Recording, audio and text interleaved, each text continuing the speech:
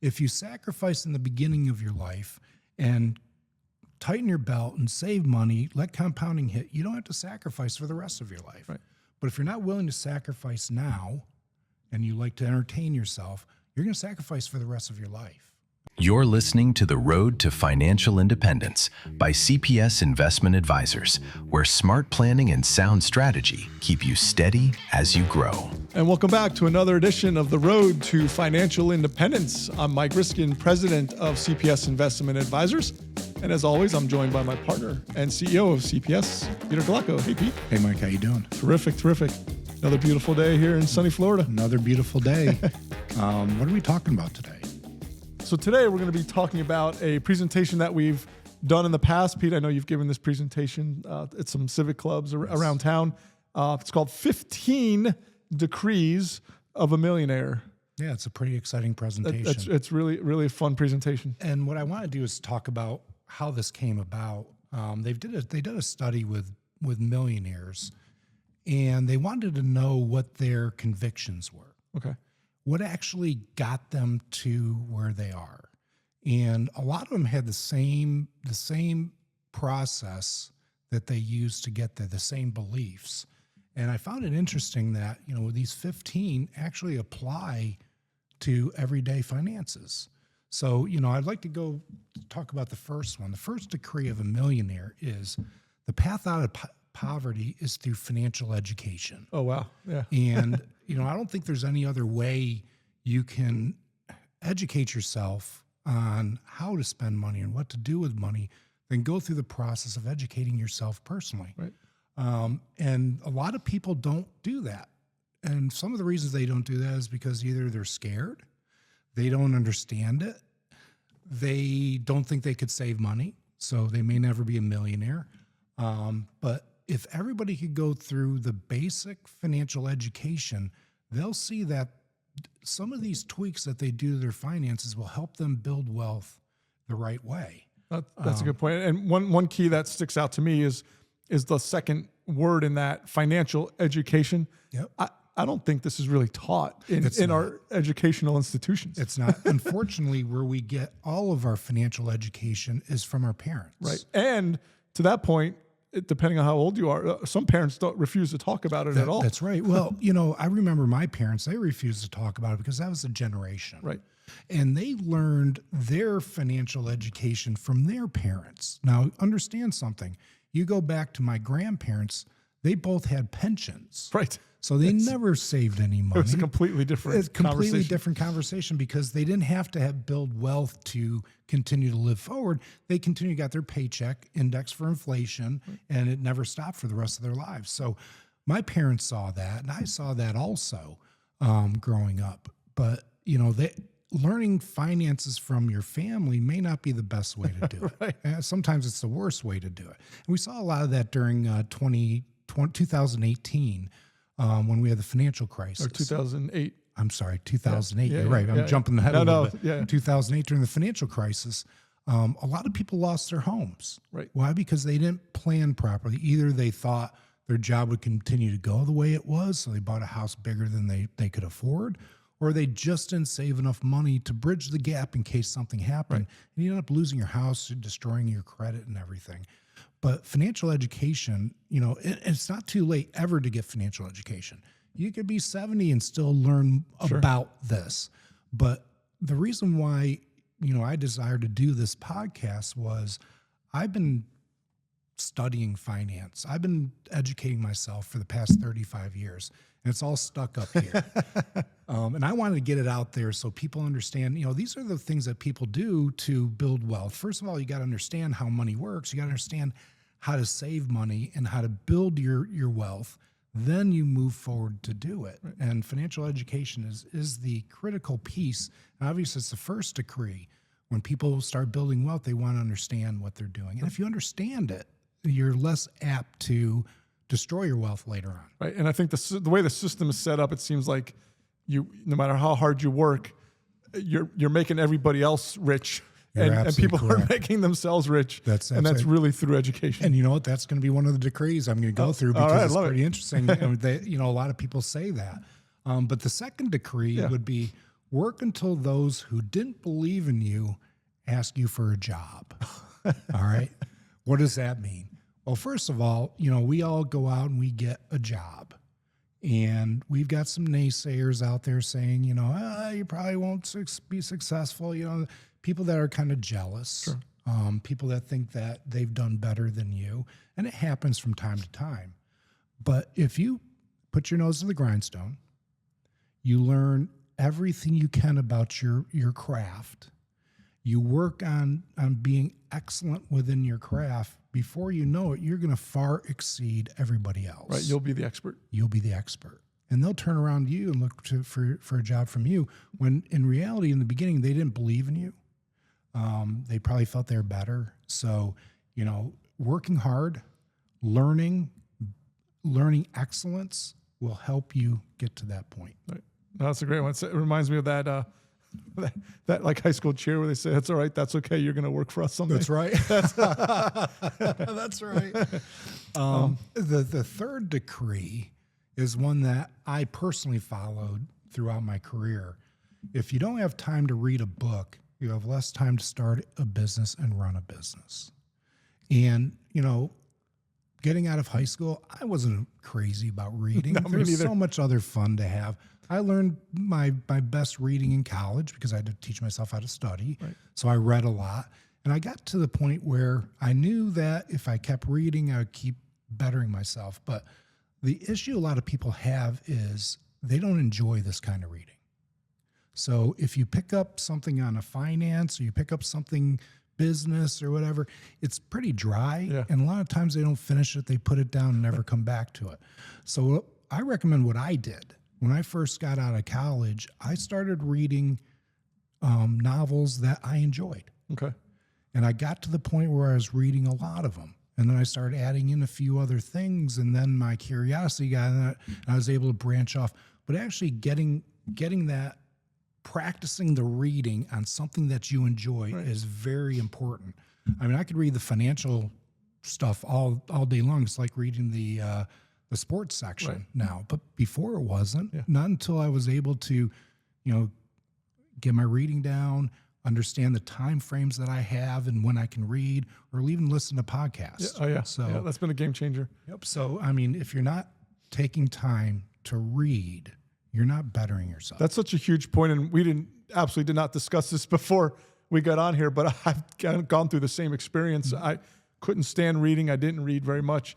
I love history, and so I just started reading some history books. I couldn't put them down, and then now, you can't read. You can't do the same thing. It gets a little monotonous. It's like you read a history book or two. Okay, now I want some business finance. Now I want some. So, but to your point, once you start getting into it, like you said, like anything else, it just becomes stuff. Oh man, because it opens up your mind. And when you're reading good stuff, history books or novels that people wrote, it opens up your mind to want to learn more about what's going on. Yeah, And, it gives you great perspective. It really does. Too on the world, and that's why some of the history stuff was, this is like current events. Oh, this has never happened in the history of our country, or it's different now. And I'm like, well, if you read enough, you're like, well, is it really different now? Yeah, you're right. I think this actually has happened many times in history. Yeah, I mean, I hear that a lot about what's going on with climate and all that. And if you look at what's happening now compared to what happened in the 80s when we were driving down I-95 in New Jersey and it was Cancer Alley for 5 miles. You couldn't see in New York City because you couldn't see through the smog. Right. Reading history, reading a lot of different stuff will give you a different perspective. It gives you a different perspective. It's turn off the TV, turn off the idiot box, yeah, and pick up a book, pick up something you enjoy reading, and start the process. Right. And don't feel guilty about doing that. Take the time to yourself to better yourself. Reading books helps you with your vocabulary, helps you with a lot of different things, and it keeps your mind strong. Yeah, and to your point, so the whole personal finance section is littered with great books out there, and so it's definitely an area of focus that we see very successful people. Yep. A common theme is they read. Mm-hmm. Now, if you're coming home every day from work tired and you turn on the TV and you sit in front of the TV all night long, maybe you want to cut that out for an hour and pick up a book and start something a little bit different. Yeah, I like that. I rarely turn the TV on anymore because there's so much stuff I want to read. You know, And I think this blends nicely into the fourth decree. Fourth Right. decree. right? The rich educate themselves while the poor entertain themselves. Yeah. Okay, that's a pretty big one. That's powerful. And I think we can walk around and see this happening. People buying big TVs and spending money on themselves to go entertain themselves. When in reality, I always say to people, you're going to have to sacrifice at some point in your life. Right. All right. If you sacrifice in the beginning of your life and tighten your belt and save money, let compounding hit, you don't have to sacrifice for the rest of your life. Right. But if you're not willing to sacrifice now and you like to entertain yourself, you're going to sacrifice for the rest of your life. All right. So we got choices, and these are our choices to make. Reading a book, educating yourself on investments, on the way you can make money without going to work and those kind of things is better than sitting in front of the TV and watching Right. the shows. So that's what millionaires do. They educate themselves. Yep. And this one I love too, which kind of ties in real nicely with number 3 previously before. If you want to go ahead and Yeah. If you don't work on your dreams, you will always work on somebody else's dreams. Right. And it's true. Not everybody can be a business owner. Right. Not everybody has the capacity to do that. So doesn't mean your dreams may not be making $1 billion, but if you're not working on your dreams every day, then you're working on somebody else's. If you're working all the time and not thinking about yourself when you get home, then you're working on making somebody else rich in life, in finances. Right. So what are your dreams? Well, first of all, you got to set goals. If you're not setting goals, if you're not setting goals for later on in life, it's hard to get somewhere when you don't know where you're going. Right. So, dreams and goals, set those and work on them, whatever they are. People's goals are different, but if you're wanting to build millions, then you need to be working on your stuff, not somebody else. Yeah, to your point, this doesn't necessarily, the message here isn't you have to be the entrepreneur.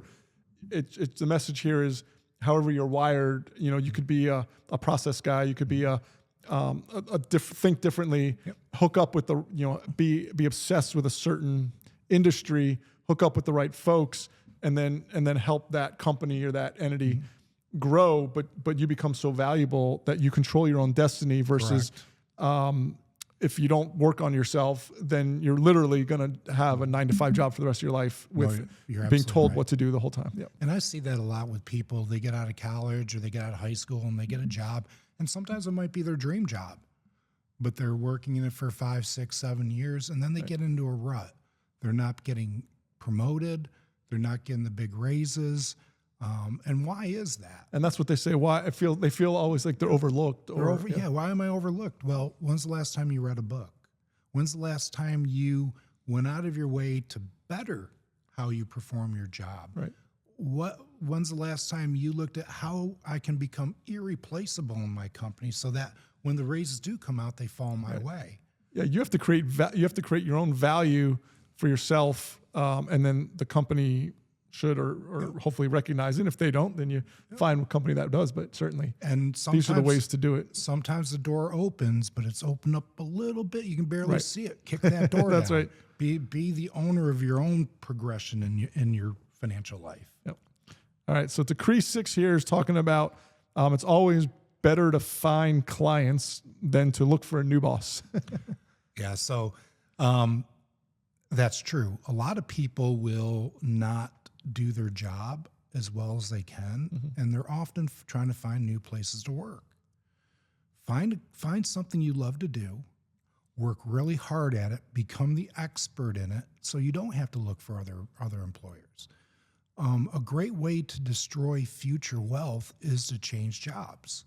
And a lot of people don't realize this. Some people leave a job for $1.50 an hour, and they're leaving money in their retirement plan. They've invested in their retirement. They're leaving tens of thousands of dollars on the table. And they're not even aware of it. Yeah. And, there's better ways to do that. If you don't like your job, you absolutely hate your job, find something else to do. Right. But look at yourself. Why do you hate your job? Is it not satisfying, or are you frustrated? What's the reason? If it's something that can be cleared up, it's better not to jump jobs because you're starting over at that point. And like you said, it's so good to have a plan. So, if you graduate and you say, okay, it's impossible to say, I want to be here you can say I want to be here in 30 years, have a vision, but really look 3 years down the road. Mm-hmm. Okay. What are the opportunities? Look 5 years. And so look within the organization. Yep. And that's what I always did, was say, okay, what is my 3, 5, 7, 10, 30 year path? Because you have people in the organization that look like that. Yep. And so at what point do you say, oh boy, wait a second, Mm-hmm. I don't think that's where I don't want to look like that in 10 years. So I need to go find that somewhere else maybe. Yep, you're absolutely right. What I did when I first got out of college is I sat down and said, okay, my goal is at age 65, I want my life and my finance to look like X. And I was able to work backwards all the way to where I am. And you're right. The first couple of years, I knew what I had to do to get the licenses and everything. The next year, I knew what I had to do to get to the point where I can start growing my wealth and hit age 65, independent of Social Security and financially independent. But it takes a focus that if you deviate from that focus, you could ruin everything. Yeah. And I happen to know the owner that you worked for out of college, as we all did. So you were able to look at him and say, you know what? Yeah, I do want to. That is where I want to go. And I had a little bit of, because I interned for the firm, and this is the same firm. I interned with CPS back Pete's when I been was with in college. CPS since day one. It's interesting. Since his day one. I looked at out age 65, and I knew where I wanted to be, what I wanted to do, and what it did was it focused me on that, not on the job or what's going on. I was more excited about this other stuff. I didn't worry about the stresses over here. And lo and behold, 35 years later, here I am at the same job. Why? Because I had a plan, and part of my plan was not to ruin what I've been working on. And that's the way. I did. And as a courtesy to our audience, we'll pull up some of those initial pictures from when you first started. Oh yeah, I had hair then. I had a lot of hair back then. and again, that transitions perfectly into Decree 7, which, to your point of how where your mindset was in starting the job. Decree 7, humble at heart, not in your wallet. And I'll add, one of my favorite things is if you do something that you're passionate about, the money will follow. Yes, it will. And you kind of hinted at that a little bit when you said how you started your job. Yep. Well, humble at heart, not in your wallet, kind of made me scratch my head. Well, what are they trying to say there? Well, I understand humble at heart. You need to be humble. Yes. And, if you're not humble in your job, people aren't going to want to work with you. Okay, most people want to work with people that are humble. But what does it mean not in your wallet? Well, what I took out of that was, if you're successful, you need to be humble, okay? But if you're successful, you also need to open up your wallet. Yeah. Because there's a lot of need out there. And if you can help make people's lives better, it's going to pay huge dividends. It really is. That's right. We have a philanthropy, CPS Cares. Mm-hmm. We donate a lot of money. We run a clay shoot for not-for-profits in town. We've raised over $1 million since 2020. That makes a huge impact. Not only with the people we donate money to, but the whole community sees that, we're good stewards of the community. We're not humble when it comes to our wallet. We open up our wallet and make sure that people are taken care of. And that's what I get out of that. You don't need to be arrogant. Especially when you're starting your job. A lot of people come out of college and they say, well, I know everything. Right. When in reality, you're working with somebody who's 20 years experience and they know everything. Right. And if you're not humble, it could be a turnoff. So be humble, but if you're successful, open up your wallet a little bit and help. Give back to those. Give back to those that made you successful. That's right. That's right. All right. To create, start small, but dream big. Dream big. And a lot of people that start businesses and they dream big and they go out big. Right. When in reality, dream big, but start out small. Start out building your business just like your finances. Start out small. Right. And continue to work on it every single day until it grows. Okay. If you start out big, you're going to get frustrated. Yeah. It's going to be overwhelming. Right. And just like with your finances, if you say, well, I'm going to save, $10,000 a month. Well, that's not realistic for most people. Right. Why don't you start out small and then add to it as you go? Right.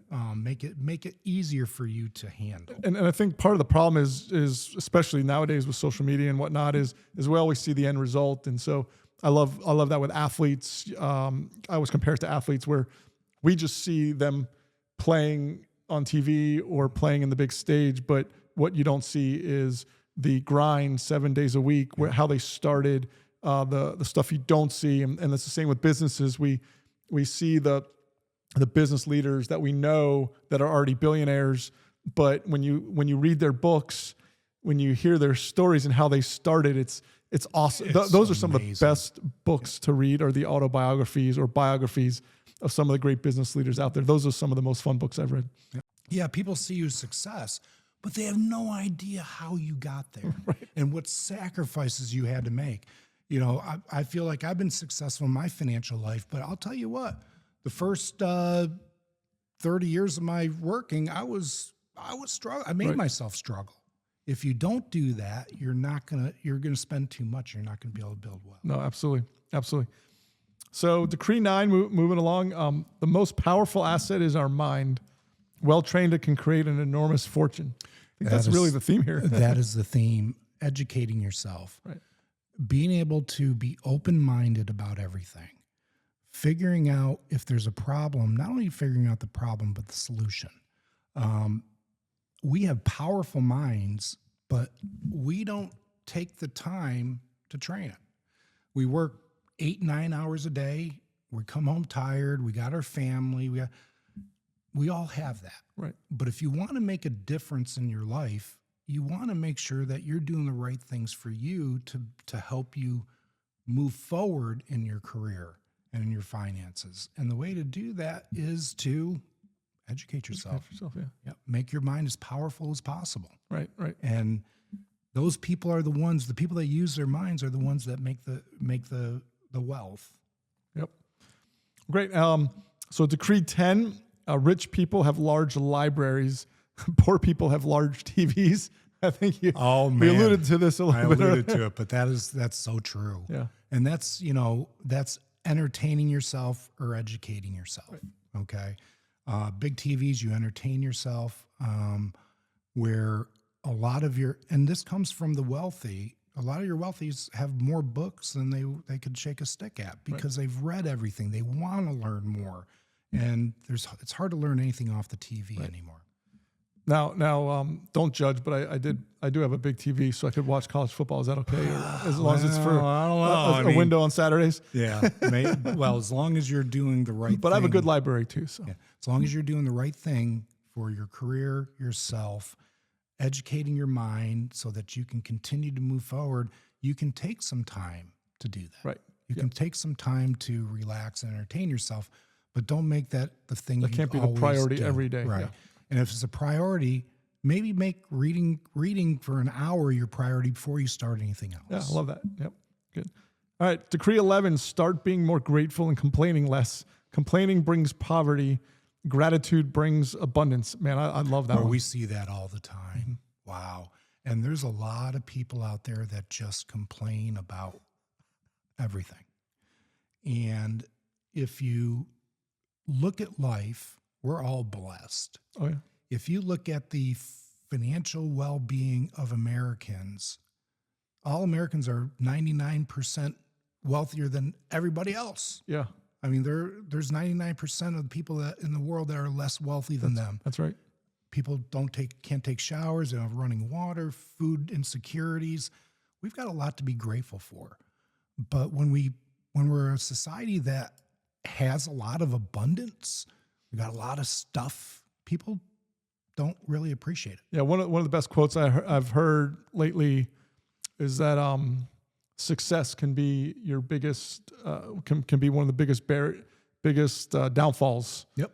And so we see that in business all the time, is when you do have some successes in business, you got to be very careful, because it can lead to being relaxed, all the things that you did to raise yourself up you can all come crumbling down by being ungrateful, by being having that reverse mentality.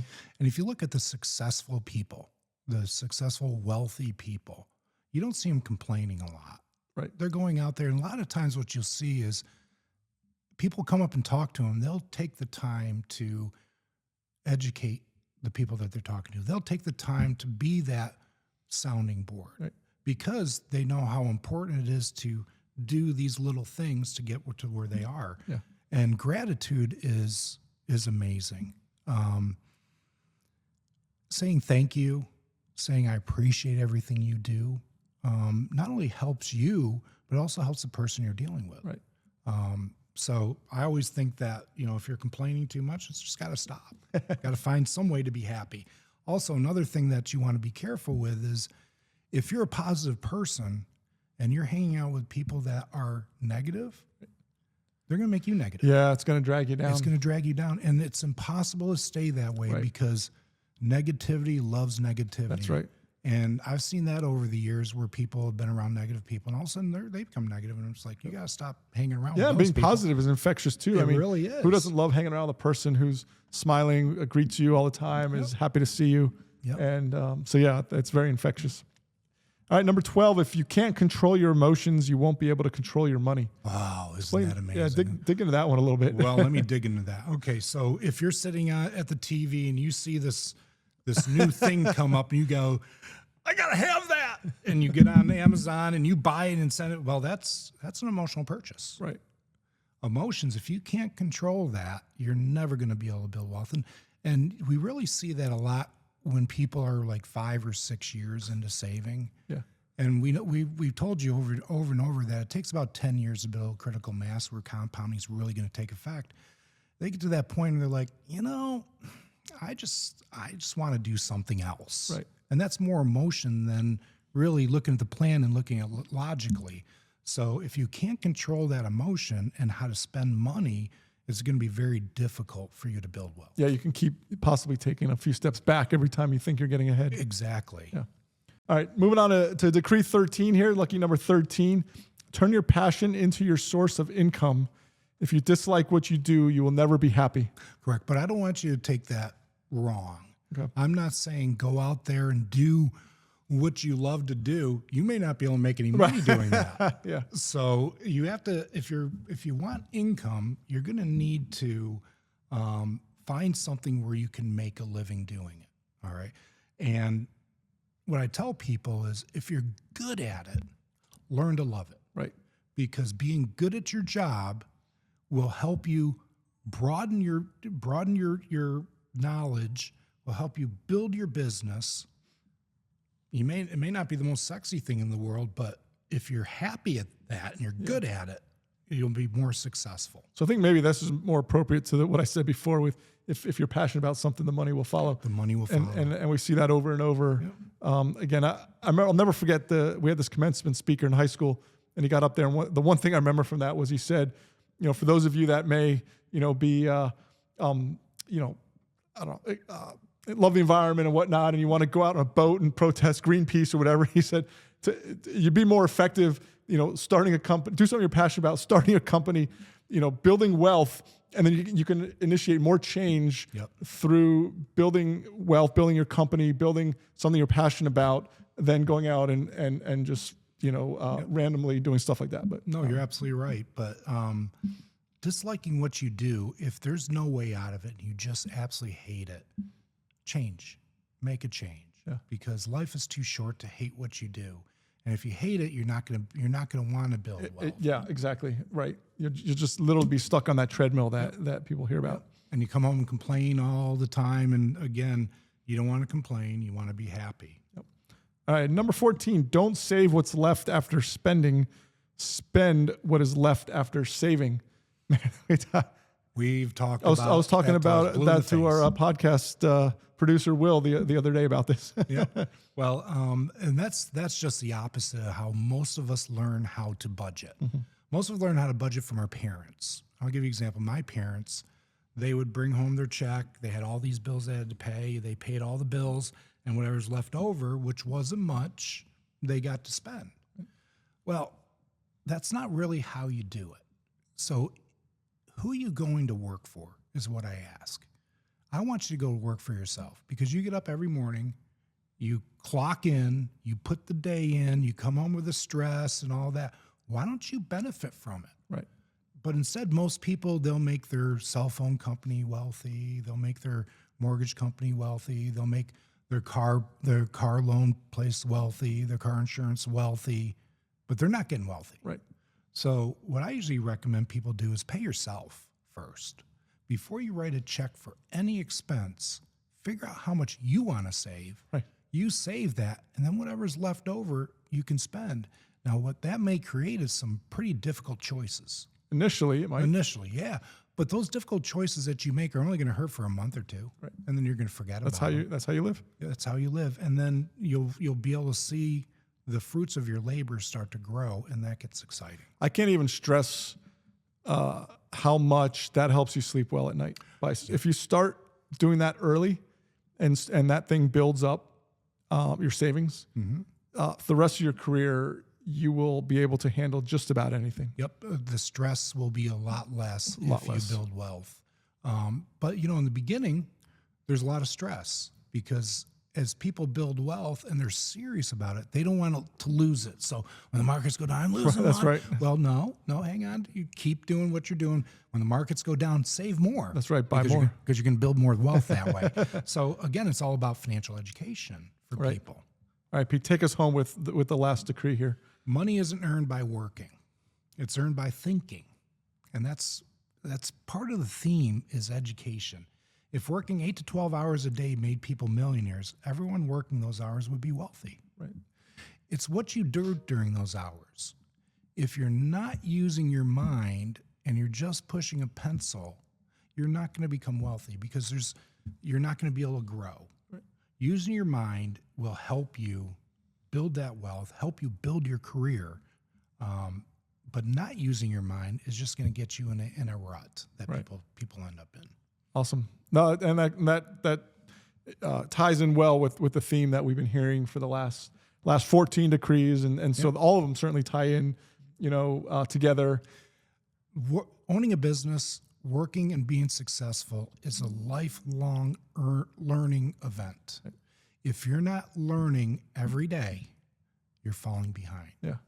Because people out there are learning, and if you can't keep up, they're going to take over. Right. No, it's great. Well, thanks, Pete. And this was fun. I know our folks will enjoy this one, and look forward to the next one. Same here. Thanks. And if you like this content, please don't forget to subscribe to us on our YouTube channel. And as always, you can reach us at www.cpsinvest.com, or feel free to give us a call at the number on your screen. We'd absolutely love to hear from you. The information provided in this podcast is for informational and educational purposes only and should not be construed as investment, legal, or tax advice. CPS Investment Advisors is a registered investment advisor with the U.S. Securities and Exchange Commission. Registration does not imply any level of skill or training.